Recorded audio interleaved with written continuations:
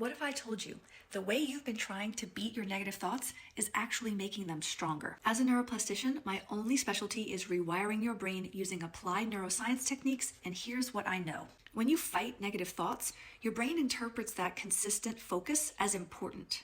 Neurons that fire together wire together. So every time you analyze, argue with, or try to suppress a negative thought, you're actually reactivating the neural network that created it. So your brain tags it as significant. It's what I call the paradox of resistance. Your attention is the fuel. And even if you're thinking, I hate this thought, I don't want it, your brain doesn't process the relevance, right? Good or bad, right or wrong, supportive, unsupportive.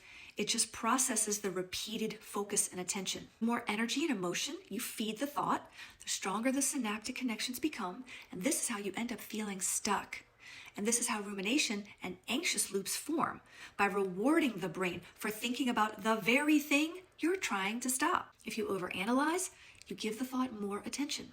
If you suppress it, it activates rebound firing, and your brain brings it back like a boomerang, but even louder, to ensure you didn't miss the memo. That's why people often feel like the harder I try, the worse it gets. And this is not a willpower failure. It's a negative feedback loop. You know you're capable of more, and you're leaving your potential on the table. You just can't seem to access it. The real solution is repatterning those circuits instead of resisting them. So when you retrain your brain, it weakens the negative pattern and removes its neural reward.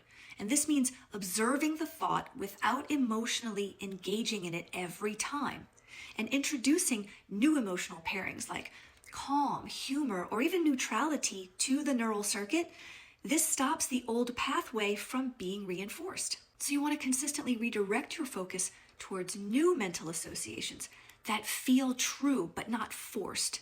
When your brain stops receiving the stress chemistry from a thought, right, the cortisol, it categorizes it as irrelevant, and it prunes away the connection over time. I do this every day for clients. So the goal isn't to beat negative thoughts.